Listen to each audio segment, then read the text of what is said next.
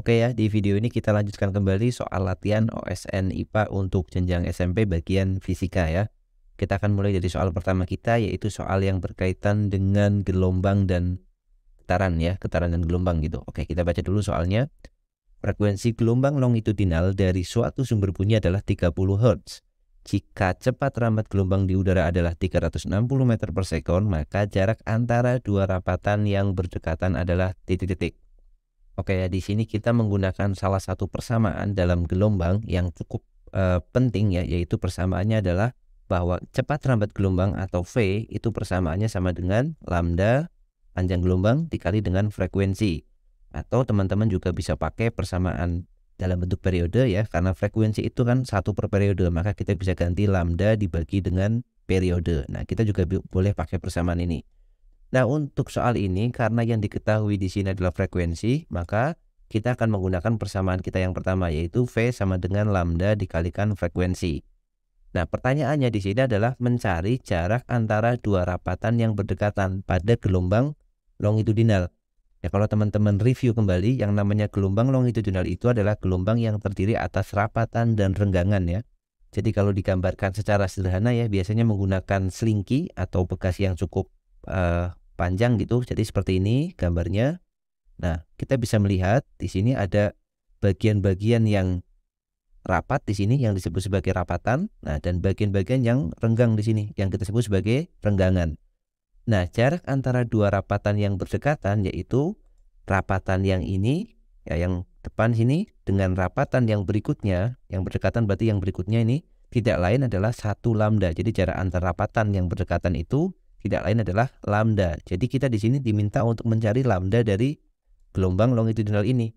Maka kita tinggal menggunakan persamaan ini kan, di mana V-nya adalah 360 sama dengan lambdanya kita cari, kemudian frekuensinya diketahui di soal yaitu 30 Hz, 30. Jadi lambdanya dengan mudah bisa kita tentukan, yaitu 360 dibagi dengan 30 ya. Ini nolnya kita coret di sini, 36 dibagi 3, maka jawabannya adalah 12 meter. Oke, kita dapatkan jawaban untuk soal yang pertama, yaitu pilihan yang D, seperti itu ya. Kita lanjut soal berikutnya. Suatu gelombang transversal menjalar dengan laju 20 meter per sekon pada sebuah tali dengan tegangan 4 Newton.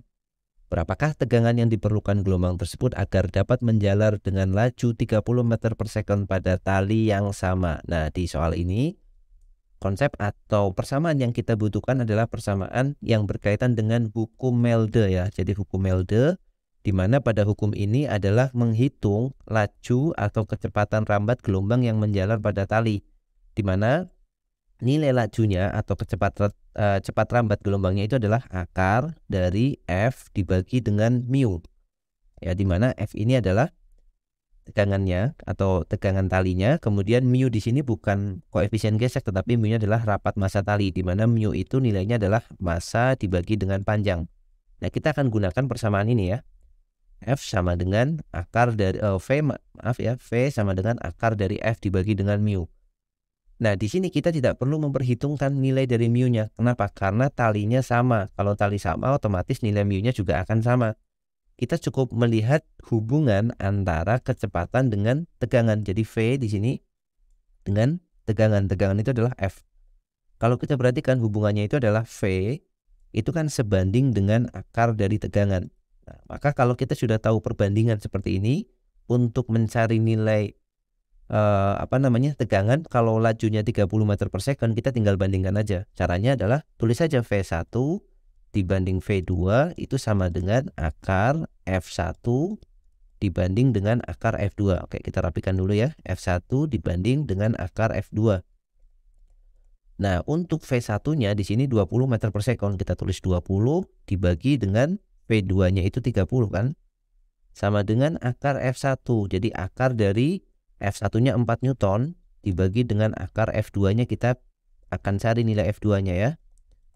Nah, tinggal kita selesaikan persamaan matematik ini. Kita sederhanakan dulu ini 2/3 ya. Kemudian untuk menghilangkan akar, caranya gimana? Kita kuadratkan semua sisi atau semua ruas ya. Yang kiri kuadrat, yang kanan juga kuadrat.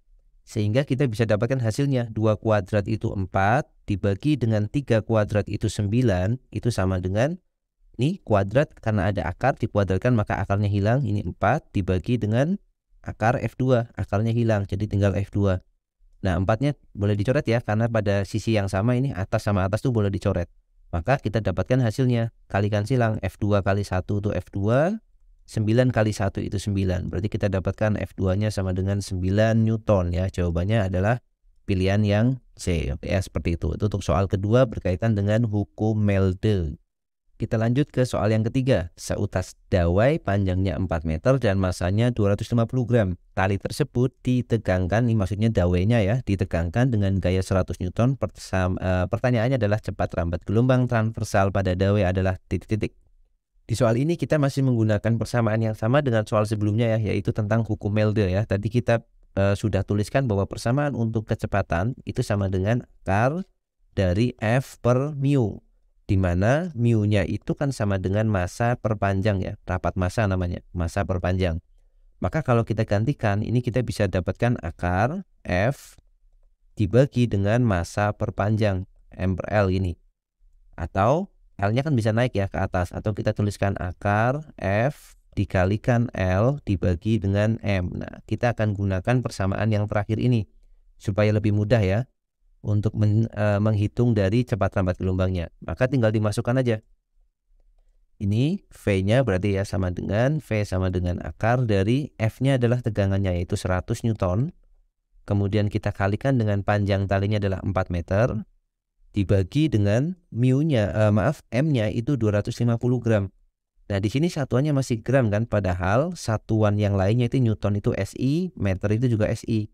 Maka gramnya kita ubah jadi 250 gram itu sama dengan 0,25 kg. Nah yang akan kita pakai adalah nilai ini, jadi 0,25 ya. Jadi V-nya sama dengan, ini teman-teman bisa hitung secara langsung di dalam akar, atau caranya gini, kita bisa akar satu persatu karena ini bisa diakar semua nih. Jadi kayak gini caranya ya, 100 di akar itu dapatnya 10, kemudian 4 di akar itu dapatnya 2, 0,25 di akar dapatnya 0,5. Jadi kita tinggal hitung yang angka yang di bawah ini ya, yang tanpa akar. Jadi sama dengan 10 kali 2 itu 20, 20 dibagi dengan 0,5, 20 dibagi dengan setengah itu sama dengan 40 ya, sama dengan 40 meter per sekon. Nah, maka jawaban untuk soal kita yang ketiga ini adalah 40 meter per sekon. Jadi jawabannya yang D ya, seperti itu. Kita lanjutkan ke soal berikutnya. Sebuah partikel bergetar selaras, ya selaras itu maksudnya harmoni, bergetar harmonik gitu ya, dengan kecepatan sudut 3 radian per second. Pada saat simpangannya 3 meter, kecepatan partikelnya adalah 6 meter per second. Kemudian pertanyaannya adalah perbandingan energi potensial dan energi kinetiknya pada saat itu adalah titik-titik. Ya, jadi topik tentang soal ini adalah topik tentang gerak harmonis sederhana, atau kita singkat GHS ya. Gerak harmonis sederhana ini ada beberapa persamaan yang teman-teman harus pelajari, dan persamaan ini tidak diajarkan di SMP biasanya, tapi di beberapa soal OSN sering keluar, jadi harus diperhatikan ya. Yang pertama namanya persamaan simpangan. Nah simpangan itu kita simbolkan Y, di mana persamaan untuk Y itu sama dengan A dikalikan sin omega T ya. Nah A itu apa di sini? A itu amplitudo, kemudian omega di sini adalah kecepatan sudut ini. Kecepatan sudut itu simbolnya adalah omega. Kemudian yang kedua kita punya persamaan kecepatan V, itu nilainya sama dengan A dikali omega dikali cos omega T. Dan yang ketiga persamaannya adalah persamaan percepatan A ya, percepatan ini kecepatan V, A itu percepatan, nilainya sama dengan minus A dikali omega kuadrat dikali sin omega T. Nah ini adalah 3 persamaan, simpangan, kemudian kecepatan, kemudian percepatan ya. Nah, kemudian satu lagi tentang energinya. Nah, di sini diketahui energi potensial dan energi kinetik. Nah, persamaannya bagaimana energi potensial dan energi kinetik benda yang bergerak harmonis sederhana itu. Jadi, EP itu persamaannya ya. EP itu singkatan dari energi potensial. Itu setengah dikalikan M dikalikan omega kuadrat dikalikan A kuadrat dikalikan sin omega T. Nah, ini persamaan untuk EP. Sedangkan EK-nya ya maaf ini sin kuadrat ya, kurang kuadrat. Sedangkan untuk energi kinetiknya kita punya persamaan, nilainya hampir mirip nih, setengah dikalikan M dikalikan omega kuadrat dikalikan A kuadrat dikalikan cos kuadrat omega T. Ini persamaan EP dan ini persamaan Eka ya. Nah, sebenarnya persamaan ini bisa kita singkat lagi atau bisa kita persingkat lagi dengan notasi tanpa menggunakan sin dan cos, yaitu menggunakan persamaan seperti ini. EP itu juga bisa kita tuliskan nilainya sama dengan setengah dikali KY kuadrat. Nah, ini nilai EP ya. Sedangkan nilai EK-nya itu nilainya sama dengan setengah dikalikan MV kuadrat. Nah, sebenarnya persamaan yang kanan ini, EP yang panjang ini dengan EP yang warna biru ini sama aja sebenarnya. Tinggal mengganti Y sama K, di mana nilai K itu sama dengan M omega kuadrat ya. Jadi ini persamaan yang sama. Ini K, ini kan K kan nilainya kan. Kemudian A sin omega itu kan Y di sini. Maka ini Y kuadrat. Maka ini sama aja sebenarnya. Tapi kita akan menggunakan yang warna biru. Kenapa? Karena kita sudah diketahui nilai kecepatan dan nilai simpangannya. Jadi akan lebih mudah. Nah, sekarang kita tinggal bandingkan aja nih mereka berdua. Kita bandingkan EP dibandingkan dengan EK. Maka nilainya akan sama dengan ya, setengahnya kita tulis setengah, A-nya kita ganti dengan M omega kuadrat. Jadi M omega kuadrat dikalikan dia-nya masukkan angkanya 3 kuadrat. Dibagi dengan untuk yang energi kinetiknya setengahnya kita tulis dikalikan M dikalikan V-nya kita masukkan 6 kuadrat. Nah, jadi setengahnya bisa dicoret. Kemudian M-nya bisa dicoret. Maka perbandingannya menyisakan yang pembilangnya itu adalah omega kuadrat. Omeganya tahu 3 ya. Jadi ini 3 kuadrat dikalikan 3 kuadrat yang belakang. Jadi nilai Y ini dibagi dengan 6 kuadrat. Nah, maka caranya tinggal dihitung aja ini. Untuk memudahkan kita buat seperti ini ya. Jadi 3 kuadrat itu kan 3 kali 3.